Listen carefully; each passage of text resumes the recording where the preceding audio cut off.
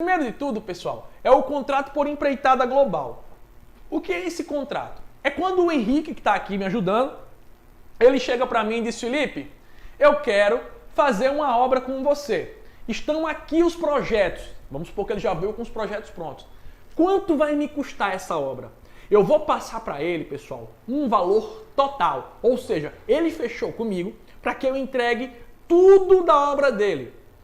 Toda a infraestrutura, tudo bonitinho, e ele não quer saber de nada, ele só quer saber quanto vai custar a obra. Eu chego para ele e dou um valor fechado.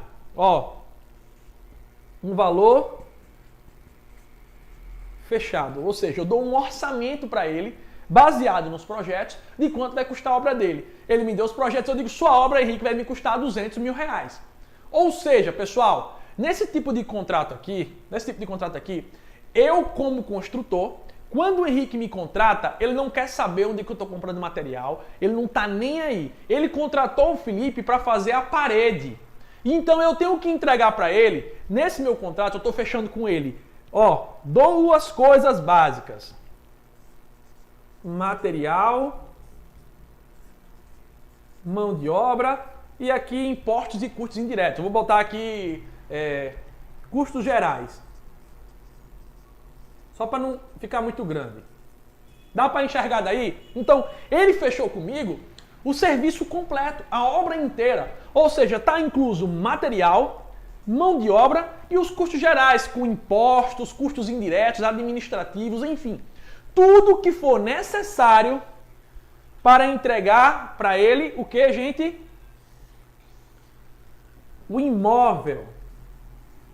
Eu não entrego obra para ele, ele não tem nada a ver com a obra, ele pega o imóvel pronto, tá certo? Então, na empreitada global, eu fecho tudo com ele.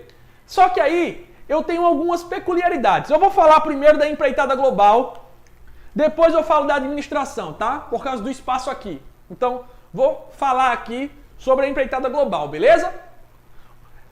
Como eu tenho um valor fechado, tá certo? Como eu entrego material, a mão de obra e tudo que envolve, tá certo? Mais o meu lucro para o cliente, esse contrato aqui, ele tem um risco muito grande.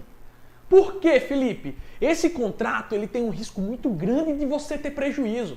Se você está começando agora, se você está iniciando no mercado, se você não tem clareza, segurança ou experiência, esse contrato aqui, ele pode selar a sua sentença para que você desista da engenharia. Porque o primeiro tombo é o tombo que mais dói. É o tombo que separa as crianças dos homens. O primeiro tombo é onde você ganha força para seguir em frente ou você desiste de vez chorando e vai embora.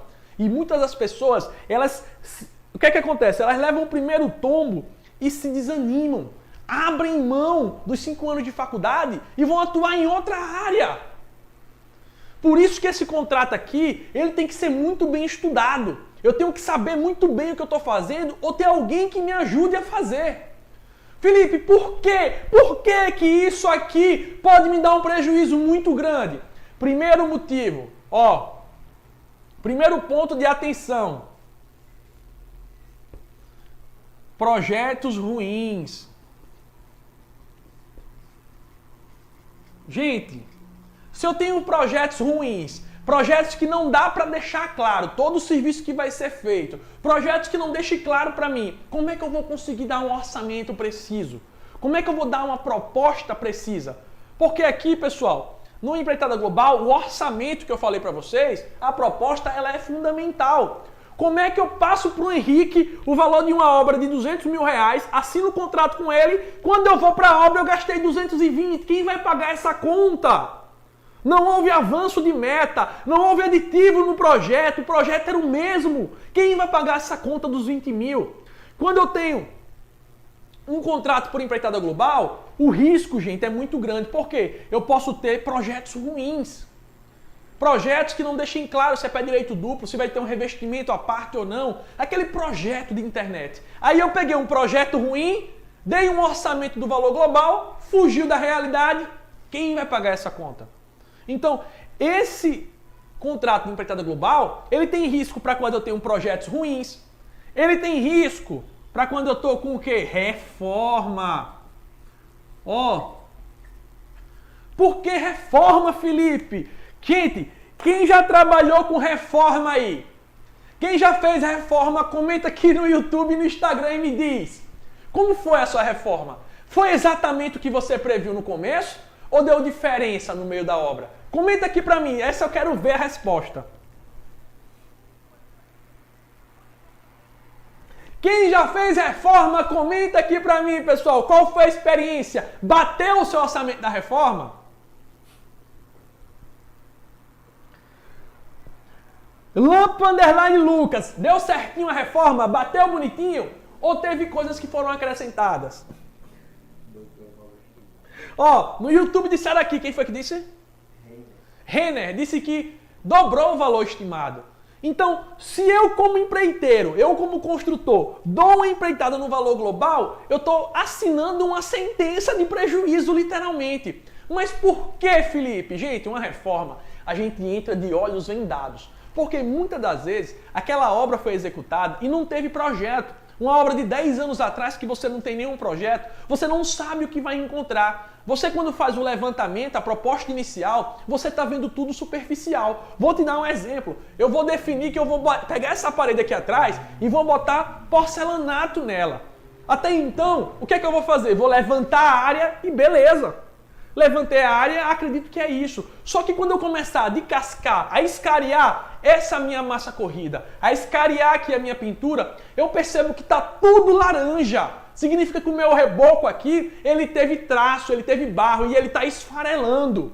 Eu não posso botar o porcelanato em cima do barro. O que é que eu teria que fazer? Extrair o reboco antigo, fazer um novo chapisco, um novo reboco, e isso eu não tinha como prever.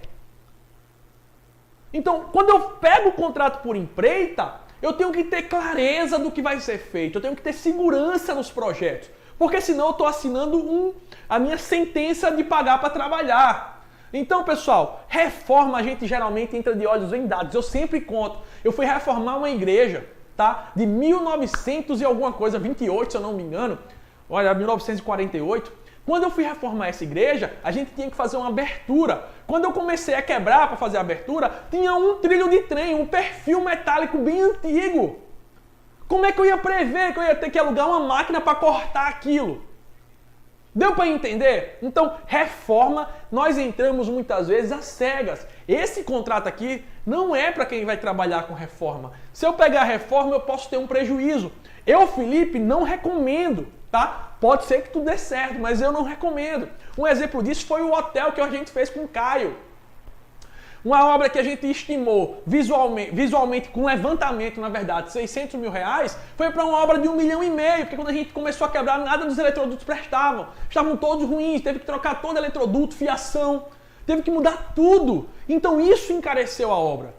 Quando eu estou tratando com empreitada global, eu tenho que entender, gente, que ó, material e mão de obra é por minha conta, eu só recebo depois.